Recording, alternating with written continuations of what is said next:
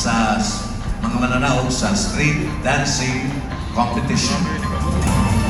Ikalimang dapit, street dancing competition, and they will get 200,000 pesos. Hudyaka sa Paris. Ang ikaapat nga dapit sa street dancing competition, ug ilang madaog ang 300,000 pesos lumad basa kanon. Third prize, street dancing competition, and they will get 500,000 pesos. Kalibungan Festival sa lalawigan sa Cotabato. Second placer, street dancing competition, and they won 700,000 pesos. Karkar City. And the first prize winner in the street dancing competition, winning 1 million pesos, Tribu Masadyaon of Toledo City. Ari kita sa mga mananaog, 5 ka mananaog sa Best Music sa Free Interpretation. Best Music. Ikalimang dapit, Lumad Basakanon. Ikaapat nga dapit, Tribu Carminanon sa lungsod sa Carmen. Third place sa Best Music Free Interpretation, ang Kalibungan Festival sa lalawigan sa Cotabato. Second place, Best Music Free Interpretation. Second place, Hudyaka sa Bais. And the first place, Best Music sa Free Interpretation, Tribu Masadyaon of Toledo City.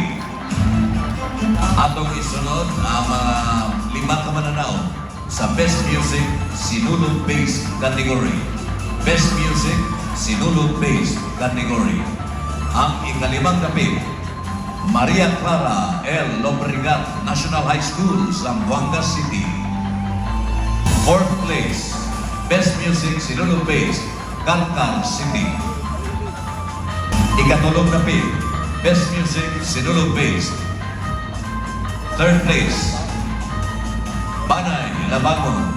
Second place, Best Music Sinulog-Based Banuan Cultural Group of Barangay Guadalupe. Ang first place, Best Music Sinulog-Based Tagbilaran City. Costume, Free Interpretation, mao ang Tribu Masadyaon sa Lambayan sa Toledo. Atong isunod ang 5 ka mananaog sa Ritual Showdown Competition Free Interpretation Category. Ritual Showdown. The fifth place goes to Tribu Carminanon. Fourth place, winning 1 million pesos, is Lambo Mabolo. Free Interpretation Ritual Showdown. Third place, and they get 1.5 million pesos. Hudyaka sa Bais. Ani ang karon ang second placer. Ritual Showdown Free Interpretation, and they won 2 million pesos. Ini mao ang Kalibungan Festival sa Cotabato. Pagasundan kini sa first placer and grand champion sa Ritual Showdown Free Interpretation, and they won 3 million pesos. Tribu Masadyaon of Toledo City. Atong isunod karon taon ang mga mananaog sa Best in Costume Sinulog-Based. Best in Costume Sinulog-Based Panay Labangon. Best in Costume, and they get 100,000 pesos. Atong isunod ang 5 ka mga mananaog sa Ritual Showdown Competition Sinulog-Based Ritual Showdown. And the fifth place, ilang ganti, 750,000 pesos. Dakbayan sa Mandaue. Ikaapat nga dapit, and they get 1 million pesos. Panay Labangon. Fourth place, the Ritual Showdown. Third place, Ritual Showdown, Calcar City. Winning 2 million pesos.